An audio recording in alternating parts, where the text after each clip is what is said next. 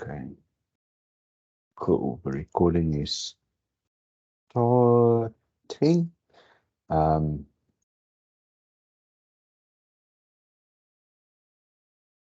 Perfect. So last time we ended off with looking at some of the work that we prepping you guys for your last assignment, and we're just gonna continue. So basically, again, this is a combination of questions, and we'll just see how far we get tonight, and see if we can just cover as much as possible. Okay. Also, what you will see is with these examples that I'm doing tonight, some of them still, I'm just explaining what you need to do. We'll get to the answers, but there's no choices like in how you would have it in your assignment prep and things like that. But I just thought it's still important that you guys get to see all the different questions that they can ask. Okay, so what one of the things can be that they can ask you is, so they won't be able to ask you to draw something, but they can give you the two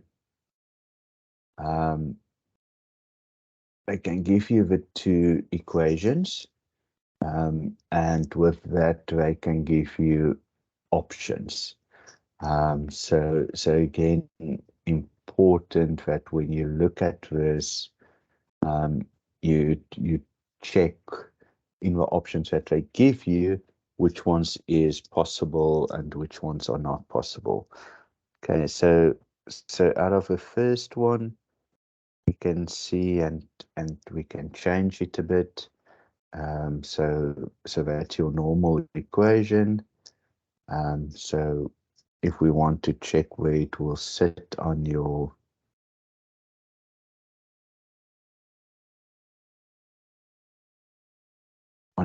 graph, so when we substitute, when y is 0, so you know that is y, that is x. So when y is 0, x will be bigger or equal to 2. When x is 0, we get that minus 2 is bigger than 2 or minus y. So let's just change that into the following.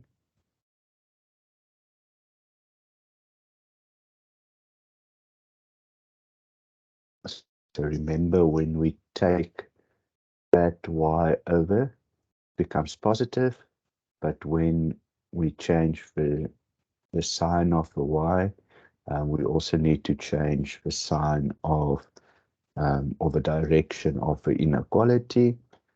So out of this, when x is 0, we get that y is bigger than minus 2. So when x is 0, y is bigger than minus 2. So that will be your first equation of inequality, where again we will see, then the other one is x plus 2y bigger or equal to minus 2.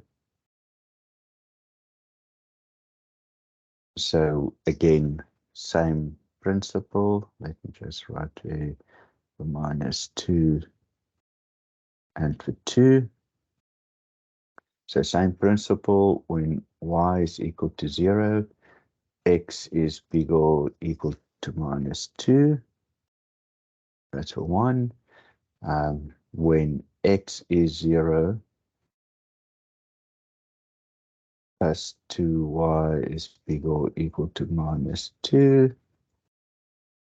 If we divide by 2, you get that y is bigger or equal to minus 1. And it will go through there. So there is your two equations if we then needed to look out for it. And if you needed to add anything with it, that would have been the area that would have been included. Okay, because it needs to be bigger with that sign, and it needs to be bigger with that sign. Okay, so if we needed to have the inequality of the two lines, this would have been the way that we get to it. Okay, so I see some people have dropped off again, but let's just continue. We'll see when people join again and things like that. Okay, then the next question is on giving us a formula, and we need to write it as a quadratic. So what we will need to do first is to basically multiply that out, then move that minus 6 to the left hand or to the right hand side, and then we will have it in the format of y equals ax squared plus bx plus c. Okay, so first multiply out, so it's x minus 2, x minus 1. So that gives us the x to the power of 2.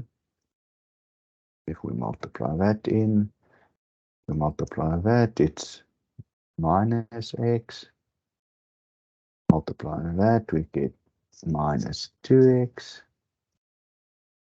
And if we multiply the minus 2 minus 1, we get plus 2. So that we then still need to multiply by 3. Remember that 3. Okay, so we have 3x to the power of 2. That is minus 3x, so minus 3x times 3 is minus 9x. And 2 times 3 is plus 6. Okay, and then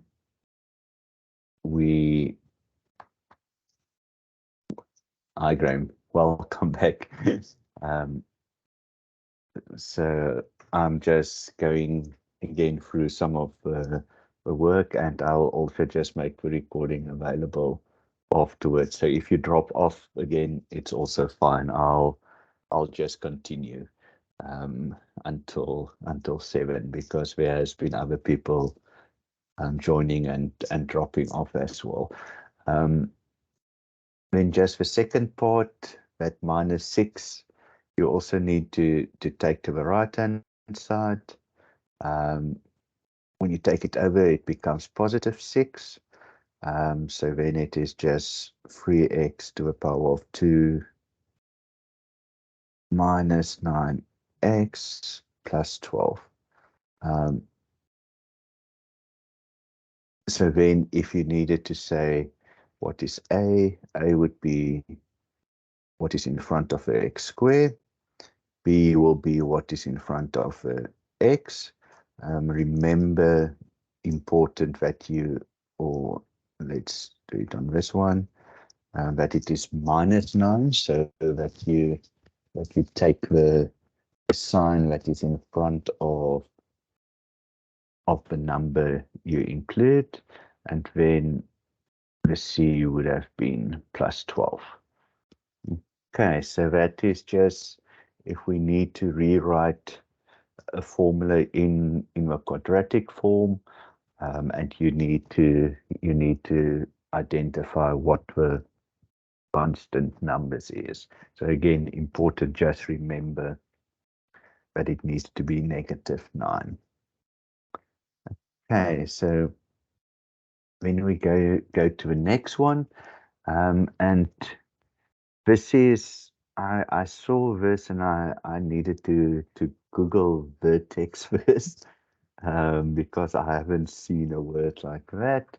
And when I saw, okay, it's actually the same as saying you need to find out what is the turning point.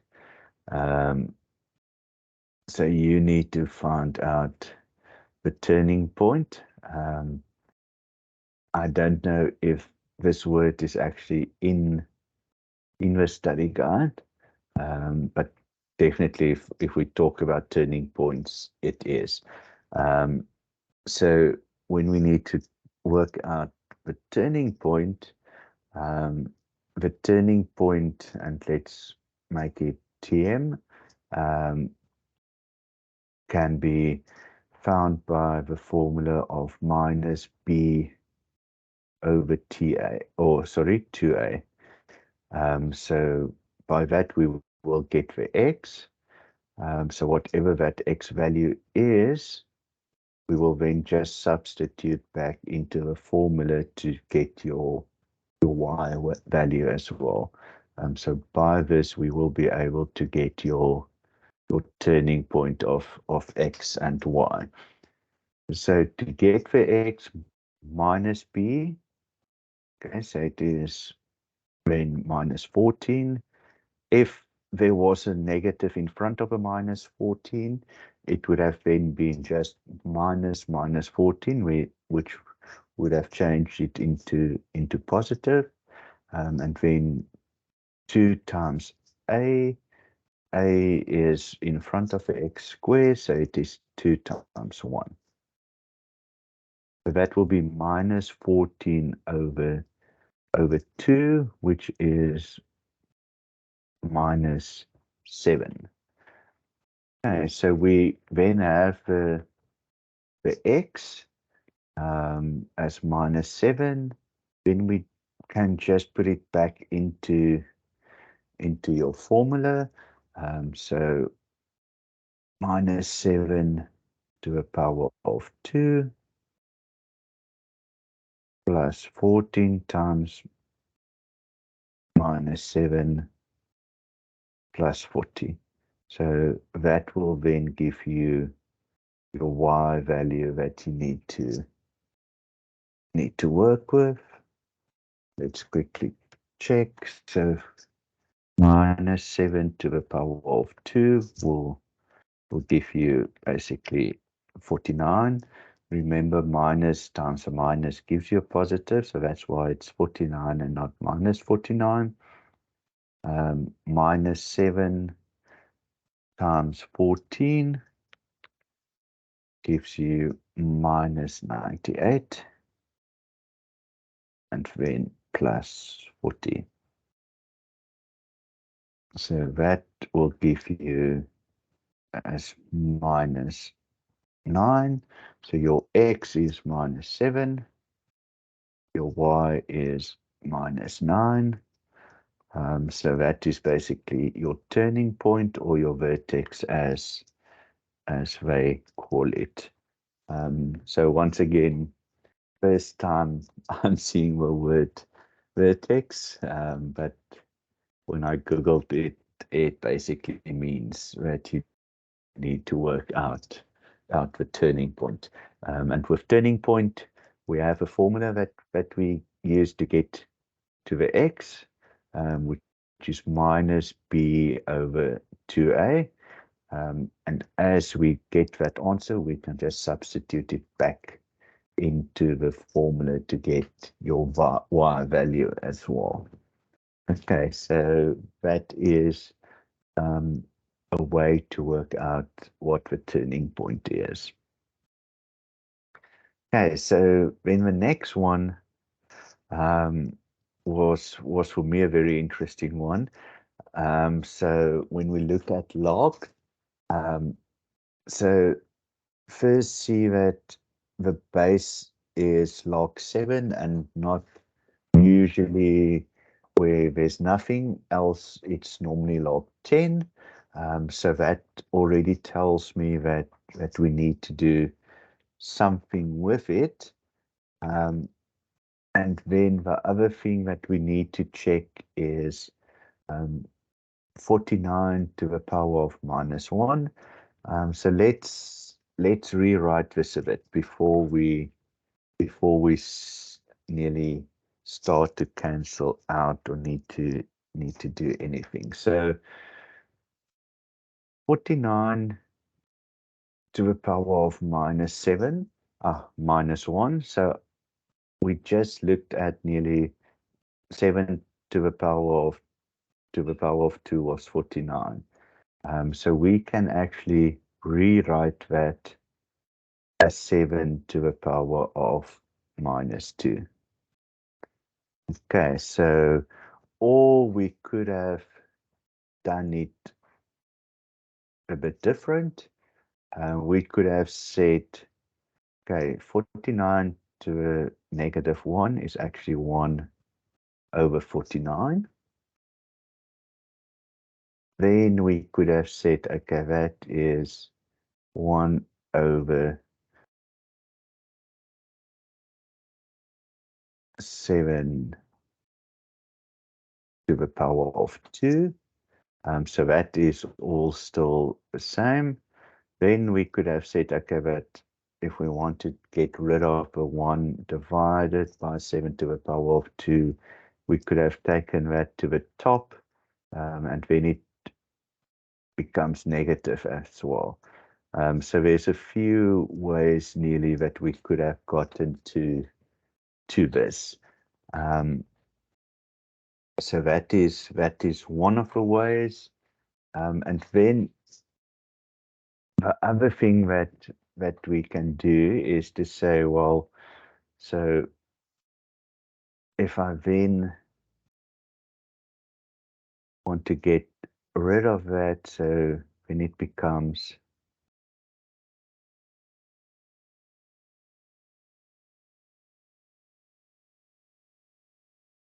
so from your log rules, it becomes you can change that into minus 2 log 7, and then we divide by the log 7. So basically that and that will cancel out so that we sit in your final answer with minus 2. Okay, so also you can work it out with your calculator. Just remember that you need to have a base as 7. If you use the so hopefully some of the calculators can do this. If you use the base of 10, you will get something different. So very important that you make sure that you can change that to log with base of 7 on your calculator. Then this is supposed to work out as well. Okay, if your calculator can't create that log 7, then rather do it the longer way, because then it will see it as log 10 and then you will get a different answer. Okay, so that is a log question. So if there's anything that you need to nearly simplify by using one of the log um, um, formulas, so I think there's four of the log formulas, if I'm not mistaken. So this is one of them. Okay, and again, they can ask you any one of the four. I think it's four that you must be able to use. Okay, then nearly in line with one of the previous ones, where again what they ask is nearly to find the equation. So they give you 2 points, and they ask you to work out the equation of this line. Okay, so basically, there's two things that we need to remember. So remember that your straight line um, is, we call it y is equal to mx plus c. It can be called ax as well, dependent um, on what is in the study guide. So ax plus b, but whatever we do, so the first thing we need to do is to calculate the slope. So if it is for A or if it is for M, how we calculate that is by saying what's the difference in your Y values. So we have a difference in Y divided by the difference in X. So then we will solve your slope, and then we can use any one of those points to calculate your B or C. Okay, so difference in Y, doesn't matter which one you use first, as long as you do it consistently. So I'm going to use this one, uh, 8 minus 2. So that will give you 10 above the line. And then your X is minus 3 minus 4, which is minus 7. So not a very nice slope, but that is your slope. If we did it the other way around, if we said let's use the minus 2 first, it would have been minus 2 minus 8, which would have also been minus 10 above, and below it would have been 4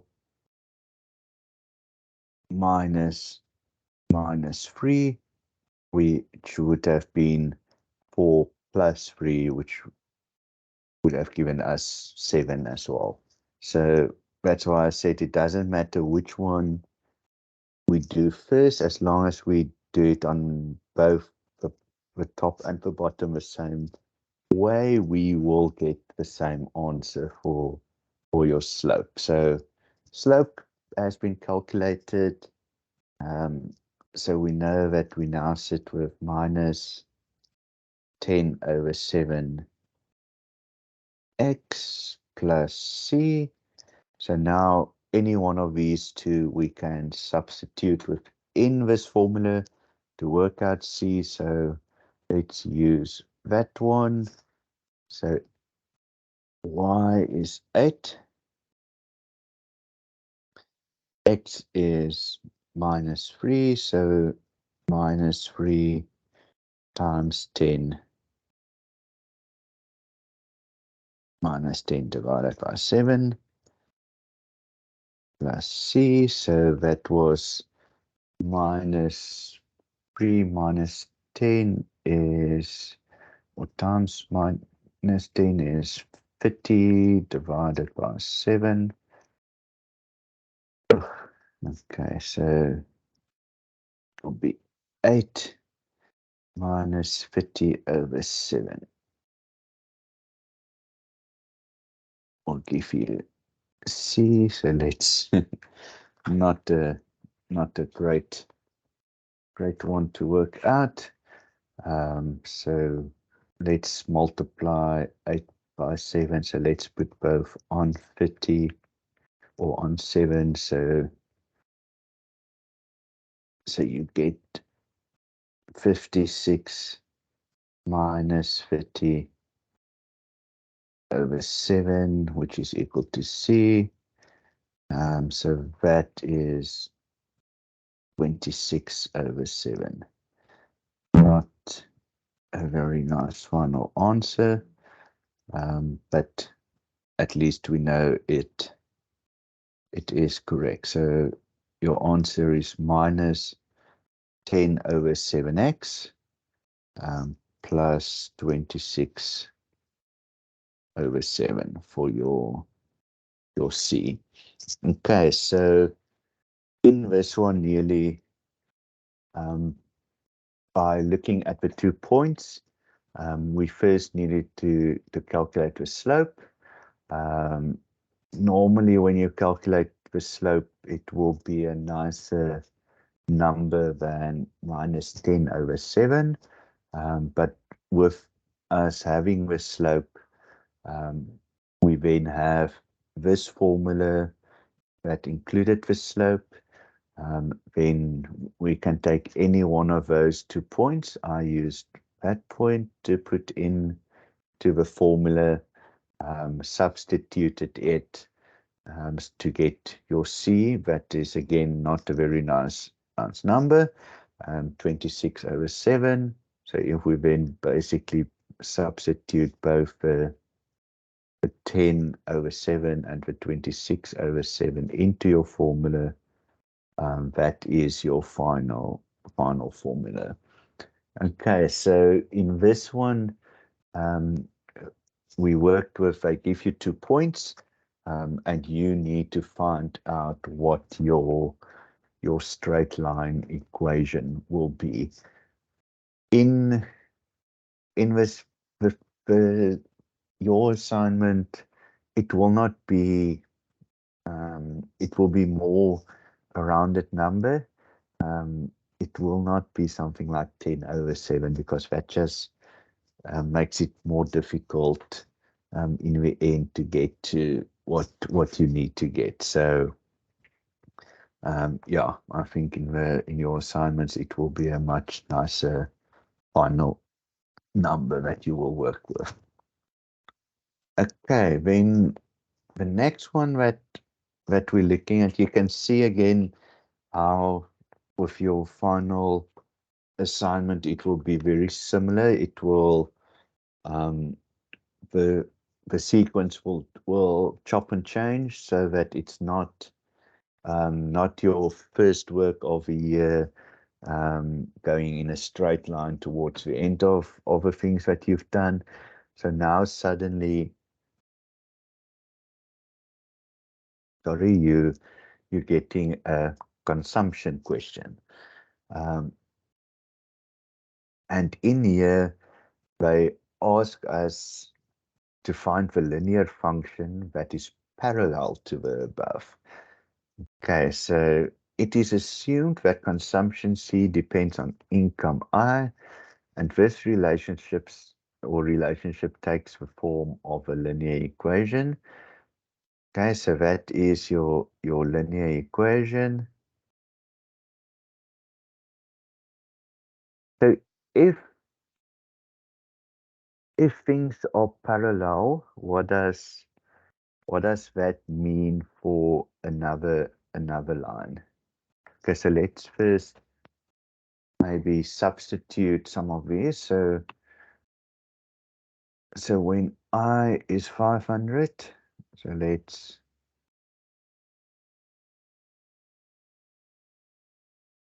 so when I is 500, C will be 550.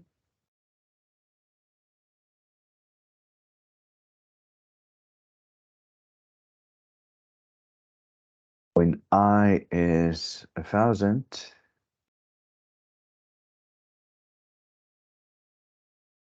C will be 800.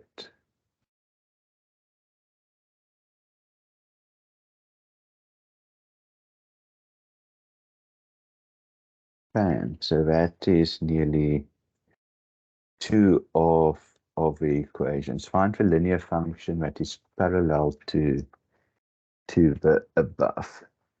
Okay, this is quite interesting. So all that I would have done is nearly to see if I can calculate a slope by looking at A. So basically using this as a X and a Y, so that when I use 500, I get 550. So that will be my first nearly point.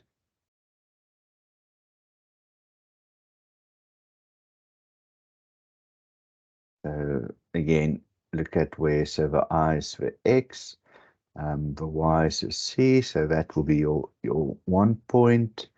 Then your I was 1,000, and C is 800. So as we did in the previous one, let's work out the slope. So again, decide which one to put first. So we can say 800 minus 550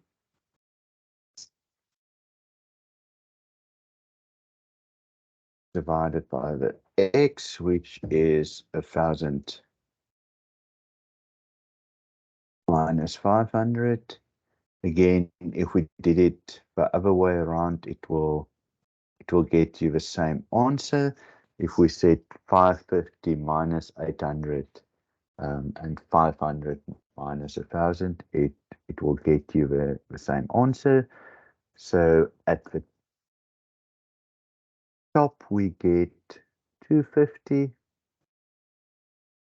at the bottom 500. So we get a half. So the line that goes parallel to this line, and remember parallel, that will be the same. So the line that goes parallel to this one will be then C a half a I, sorry, because we've worked out this A, plus B. Okay, so remember, because it is parallel, it means that A is equal in both the equations. Okay, so that is nearly what I wanted to test, is that you know that the A is equal. So whatever the A is that you calculate will be the same in the other formula. Also, remember, if they ask us if that is not parallel, but did you guys do that as well? I must now think, if a line is creating a 90 degrees angle, if you have done that. I can't remember that in your study guides. I know the parallel is there. I can't remember if it is 90 degrees or also in there. I will just quickly look tonight to see if it is, but I don't think so. But if it is, just mark it as another one that they might ask you, because it will be in the same section. So just maybe check if they say anything about what happens to the slope if it is parallel or not parallel, if it is forms a 90-degree angle with the other line. Okay, then the next one we're looking, so I'm gonna skip that one.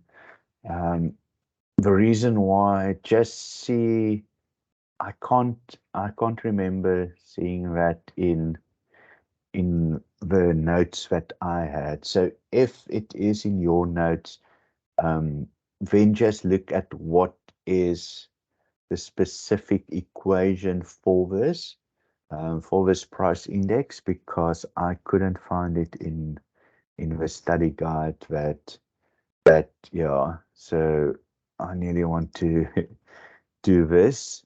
I think it was in a previous study guide and not in the latest. I'm actually just gonna delete the slide and at least it's not giving us problems. Um, okay, so let's look at the next one, and with this one we're looking at changing um, rands into dollars. So with the exchange rate differences, so at a certain point in time, the South African rand is converted to American dollar, $1 to R6.50. Shoo, this is ages ago.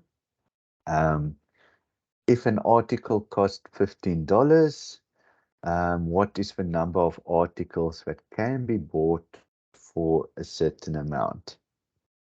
Okay, so the first thing that we need to nearly calculate is what will that $15 be in rand? So it will be 15 times 6.5,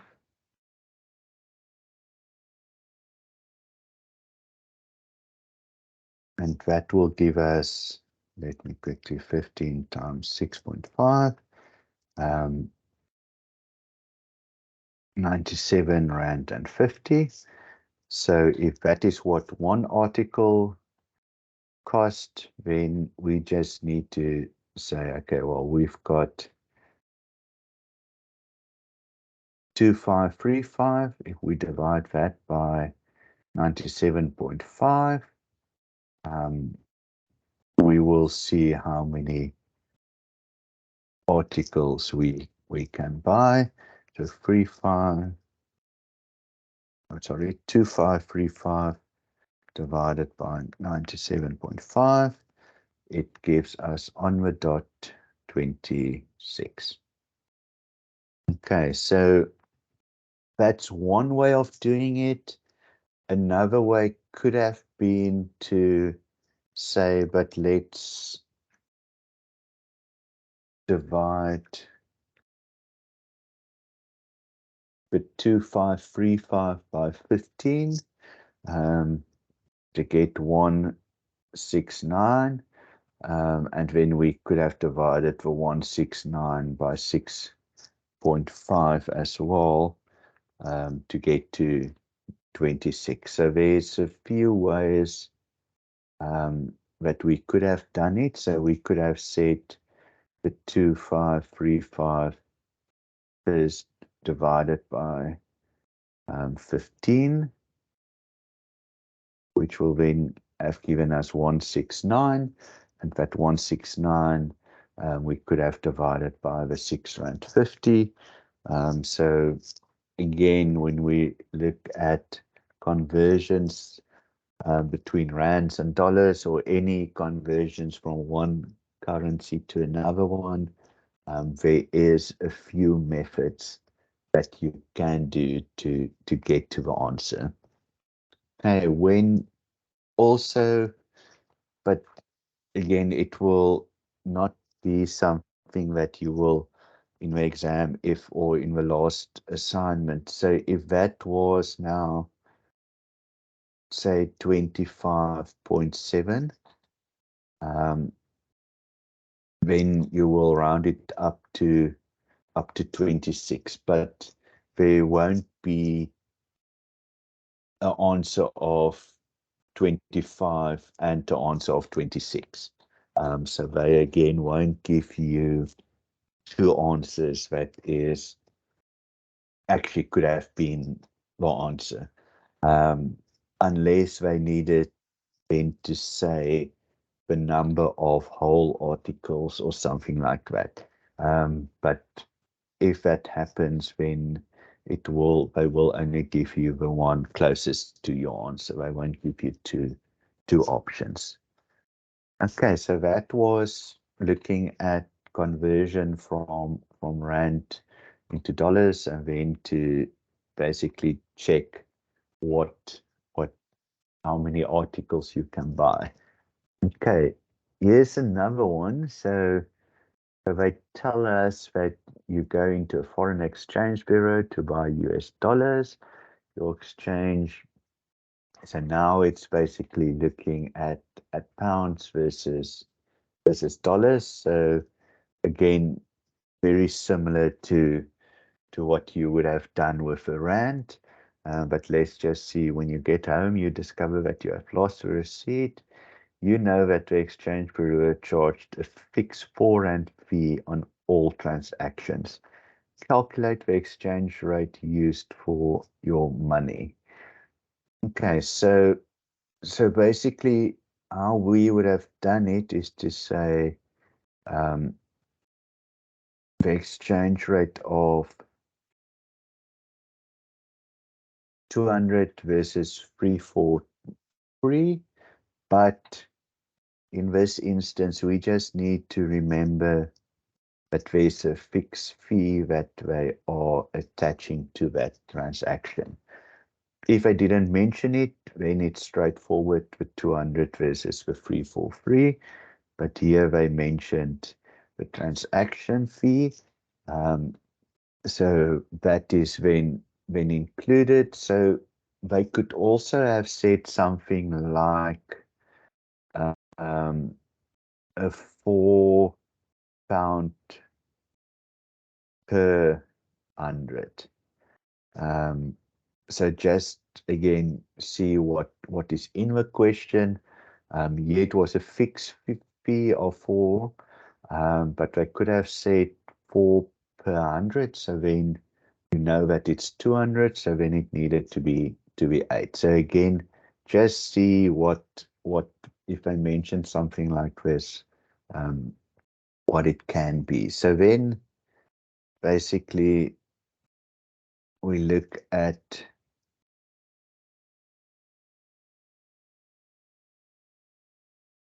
this ratio. Then the easiest to calculate this is to say, okay, but let's divide both sides by 204, so that we get a ratio of 1 to something. So 1 2, and then 343 divided by 204 gives us 1.68. It can be 1.6814. So again, depending on what the final answer is, I probably would have stopped at 1.68 because that gives me a rate till two decimals. But again, depending on what your answer set is in the end, just let you nearly that guide you. But again, the one thing that you needed to add was the £4 fixed fee. So if you didn't add it, it will give you slightly something different. And then probably there will be an answer for that in your answer set as well. So I think that is just the important one to remember, is that fixed fee. Okay, then let's do some differentiation. I know that is also part of the things that you need to do. So let's quickly just check if there's an easy way to do this. So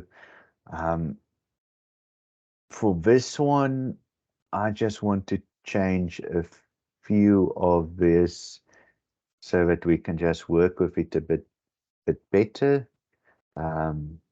This is fine to have it over 2. The X3 is fine. Let's change the -4. So minus 4x. So if we have it at the bottom, remember that is actually x to the power of 1. So let's bring it to the top, and it changed the sign to minus 1. And then we have also still 3x, okay, plus 5. Okay, so when we differentiate this, that will go to the front, so we will have minus 6x, and then we have 6 minus 1. So I'm just going to write it there for now so that we can it can help us with when we need to simplify now. 3 go to the front, so 3x to the power of 3 minus 1. Minus 1 goes to the front, so minus 1 times minus 4 gives you plus 4 x to the power of minus 1 minus 1. Minus 3, remember there's a 1, so it's x 1 minus 1. And then 5, there's nothing behind the x, so the 5 will just fall away when we differentiate a constant. Okay, so then minus 6 over 2 is minus 3, x to the power of 5. Then plus 3, x 3 minus 1 gives you x to the power of 2. Then plus 4, x to the power of minus 1 gives you minus 2. And then minus 3x 1 minus 1 gives you x to the power of 0. X to the power of 0 equals to 1, so you basically stay with minus 3. And then we can rewrite that one, that was 4x minus 2. If we need to rewrite it back as we had it as a fraction in the original, we just write the other ones over again. So minus 3 to the power of 5 plus 3x to the power of 2 plus 4. Remember, it is still positive, over x to the power of minus 2. And that minus 2 becomes positive 2. So it was minus 2 at the top, becomes positive 2 at the bottom, minus 3. Okay, so that is if we then differentiate this equation, this is the final answer that you will get. And again, be guided by your answer set nearly if I want that in this format or if I want it in that format. Both is the same. So again, all depends on how it looks in your final answer.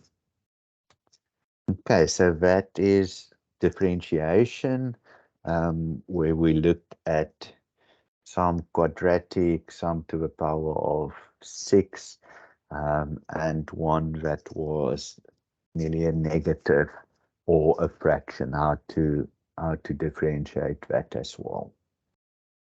Okay, cool. So let's look at the next one that we can look at. And again, you will now see that we suddenly move into cost and marginal cost that we need to work out.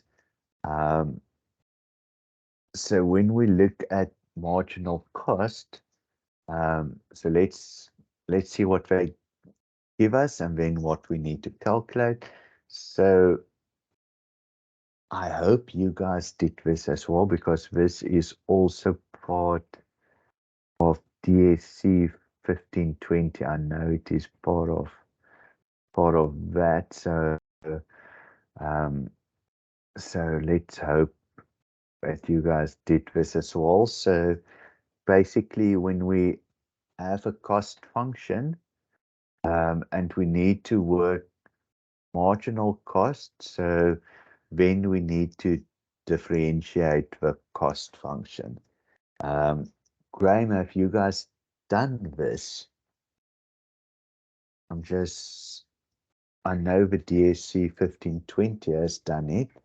Um, so, okay, cool. So for you to move to marginal cost, you need to differentiate the cost function.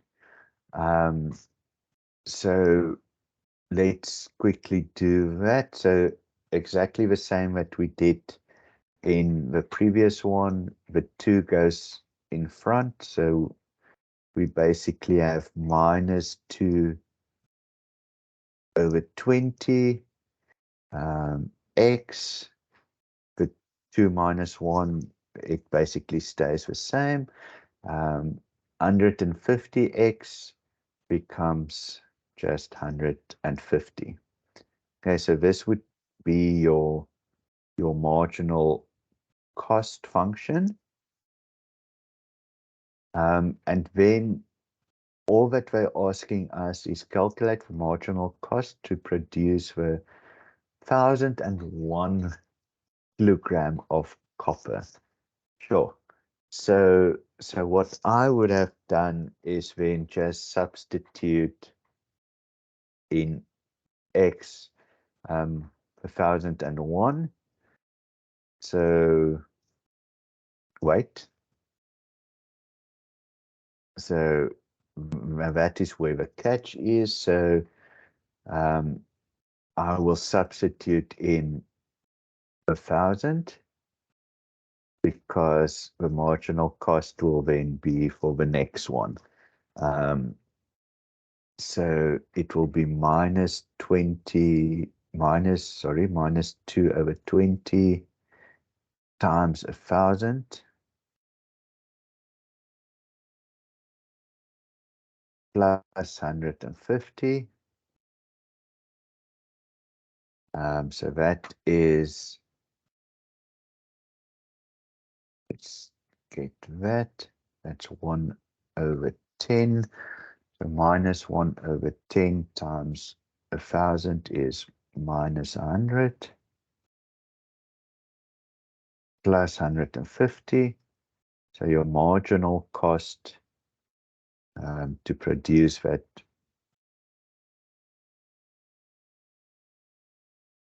1001 kilogram of copper is 50. So if it is 50 rand, or if it is 50,000, or if it is yeah, but basically what we need to remember is moving from the cost function to marginal cost, we differentiate, and then we'll just replace it with the 1000. Okay, so then we get our marginal cost that it will be for that extra kilogram of copper. Okay.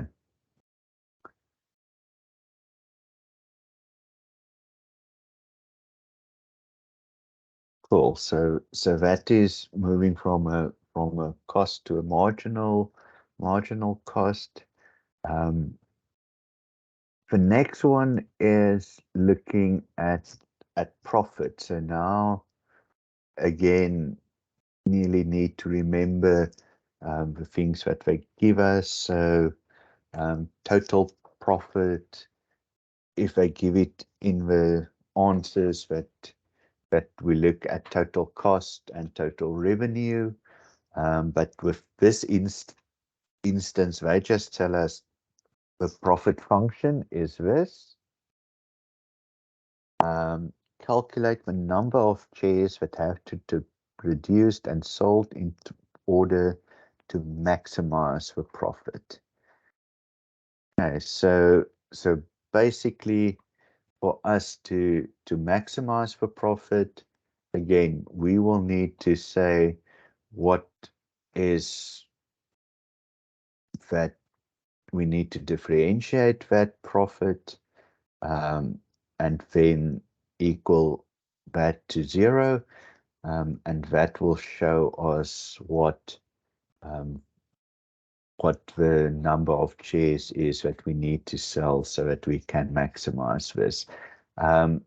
If I look at this, it will probably be an equation like this. So that's why I'm just drawing something like this. So that's why there will be a maximum turning point. If it was positive sign in front of the x square, it would have been going upwards, and then they would have asked us to minimize. So just again, by having that negative means that the arms are going down. Negative link is to maximize as well. If it was positive, the arms would have gone up, and then we would have said, okay, then whatever the profit would have been, we will minimize it. Okay, so just the two differences again. So we need to differentiate, so it becomes minus 2x plus 100 is equal to 0. So minus 2x is equal to minus 100. So 2x, or you can just say x is equal to 50.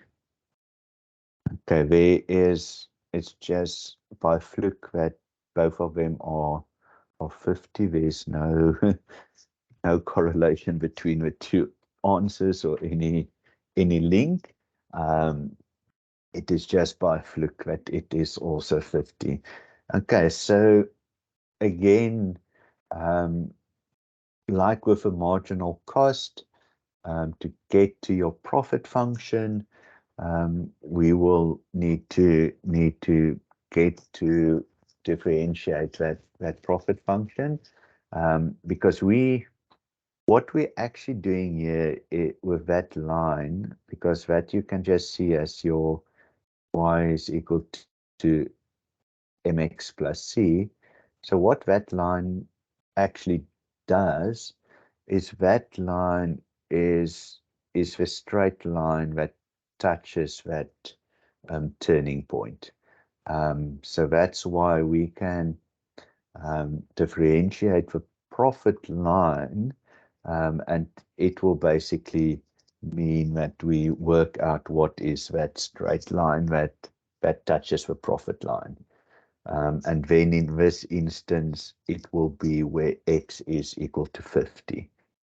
So again, we could have now gone back. So x is 50. We could have replaced 50 in this equation to work out what your profit is going to be as well if I ask for it. So if I ask us how to work out the profit, then you will just replace wherever the x was with 50, and that will be then your profit that you have maximized. If it is 0, it means that turning point was just on the line. If it is positive, it would have been saying that is above the line. If it is something negative, it would have just been below the line. Okay, so, but if we needed to work out what the profit was as well, you would have just replaced the x by the 50. Okay, so in the final assignment, they can ask you to work out what the what the number of chairs is, and they can ask you to work out what the profit is. So then obviously it will be two answers that you need to give, but that can be something that they can include. Okay, so again, nearly working from the function that they give us, we differentiate it to get to a final answer. The next one, and again, you can see how they change between the different chapters. Um, we've done a few expressions. We've done inequalities. Done some differentiation, and now suddenly they ask you a simple interest question. Um, so Lindy invested 10,000 at 10% per annum simple interest for the first years and for the first 5 years, and then thereafter 15% per annum interest for the next 3 years. Okay, so with this one, we nearly need to work out twice the answer. So just remember our simple interest formula, which also you can't use the calculator in this instance because all the financial calculators only look at compound interest. So we will need to use this, but for the timeline, let's just quickly. So you've got a first 5 years, and then you've got a second period that is 3 years, and you just need to change the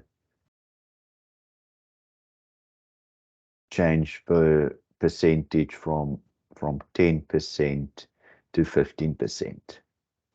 Okay, so for the first 5 years, we will work out what your amount is. So the interest rate was 0.10, and that is times 5.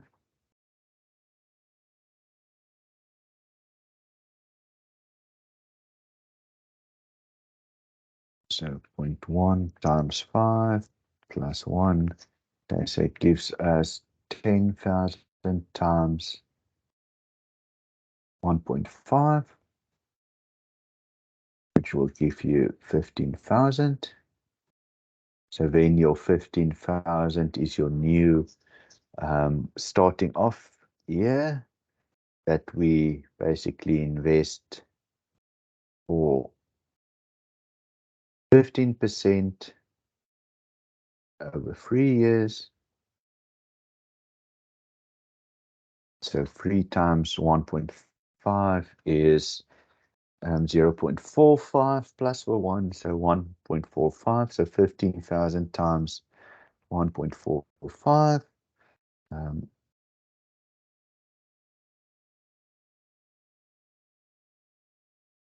Which will then give me a final answer of 21,750. Okay, so basically use the first 5 years. We calculate it, we get an answer of 15,000. What they will do in your assignment is that 15,000 will be one of your answers. Then you will need to remember to calculate the second part of that, so that your final answer is the 25,750. But in your assignment, they will definitely have the 15 and the 21 as answers, just to confuse you. They will probably also add something else in here as well, like for 10,000 or something, just to say that maybe it's not possible to calculate or something like that. Okay, so with this one, we had needed to work out simple interest twice. They could have also said to you that the first 5 years is simple interest, and then the next 3 years is compound. So then all that we would have done again is for the first part, we would have used this formula. And then for the second part, we would have used the formula of compound interest. So just remember, so that could have been something that they could have asked as well, is start off with simple interest. You get nearly a, a amount that you can use for your second period that could have been compounded interest. So again, just something different that they could ask. Okay, so let's look at the other thing that is obviously also part of it is the simple discount. So Peter receives 16,375 when taking out a loan from a lender with a simple discount rate of 14.5%. The loan has to be repaid in 15 months' time. Calculate the amount that he has to repay. Okay, so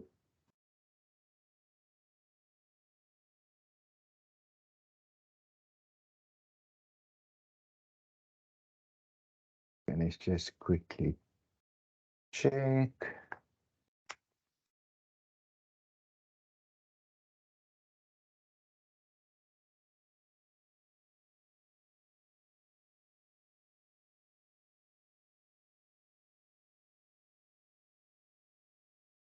Okay, so let's just see what we have here. So when we look at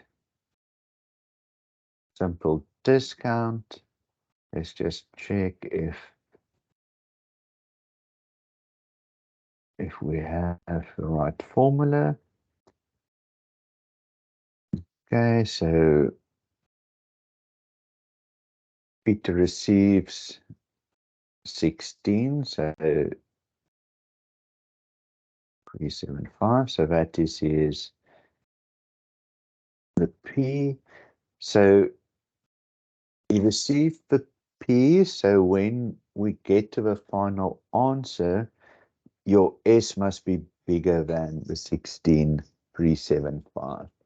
If that was the S, your P would have been smaller. So just in this instance, we will need to find the S. So that is the amount that we need to calculate. So it will be bigger than the 16,000.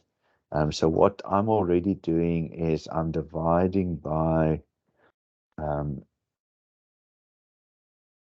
part that is sitting on this side, so that I can isolate the A. So let's just see.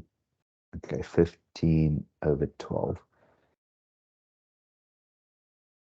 This is also what they like to do, is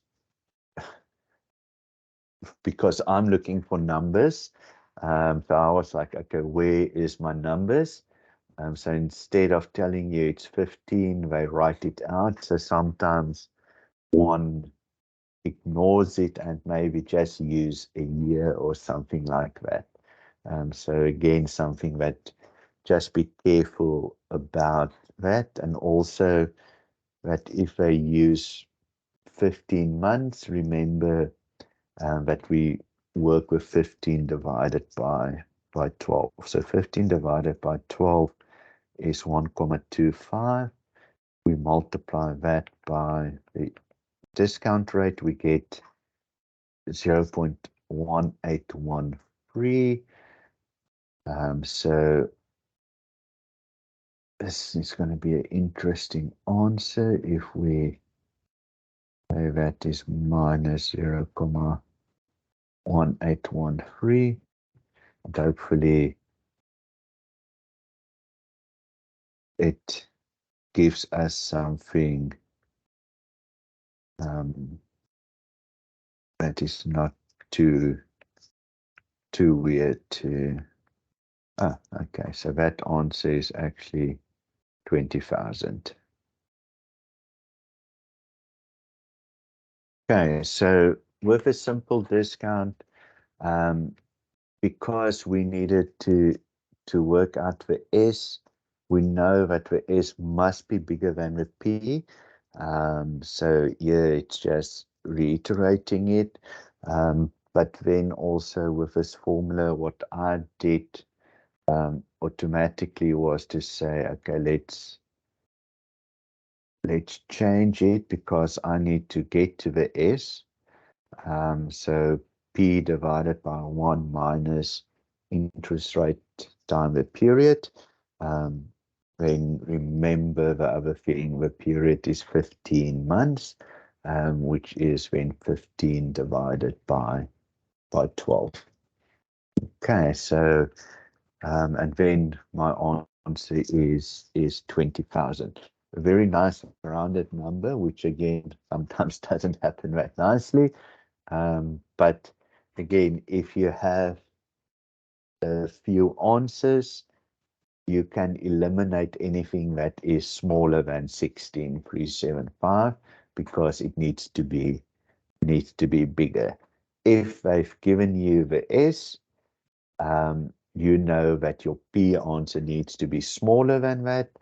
So if they've given us the 20,000 and we needed to work out the P, again, you could have eliminated anything that was above 20,000 because you know that your answer needs to be smaller than the 20,000. Okay, so that is when we work with simple discount. Okay, again, this is simple interest. Let's skip the simple interest. Let's go to a compound interest question. So the compound interest formula is just S is equal to E1 plus rate to the power of T. So you can also use your financial calculator for this, where you would all use present values. This instance probably easier to use your calculator because we will need to invest 15,000 at that, investment amounts to that, calculate the period of investment. Okay, so that is going to be a bit more difficult because we need to calculate T. So let's see what we have. We've got the present value of 15,000. We've got a future value of, so just one of them you need to make a negative for a calculator to pick it up. And we've got the interest rate of 16.5 and compounded monthly. So we've got periods per year is equal to 12. Um, and then if I calculate n on my calculator, it will give me the answer. So let's just quickly do that on the financial calculator.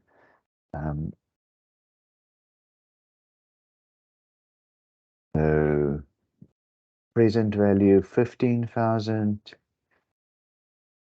future value 4007, sorry, 97.17 negative. You've got a 16.5 as your interest rate, 12 times per year. When my N is equal to 72. 72 months, because I was looking at it in terms of monthly basis.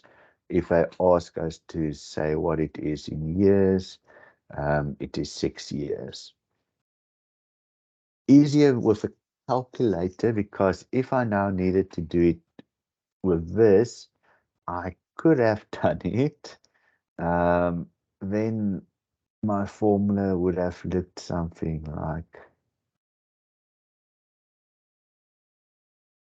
like this. So it's just not as simple to calculate.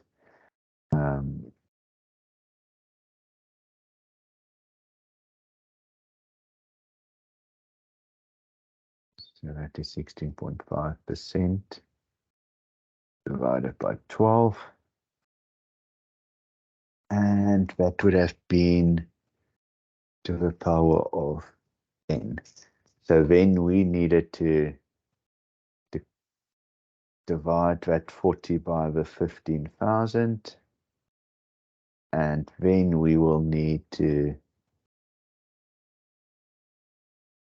whatever that answer is, we will say we need to take that to the power of e, or we need to take the logs on both sides. So it becomes a real messy answer instead of, so we will need it then to take a log on both sides to get to the end. So again, much easier to use for financial calculator in this instance.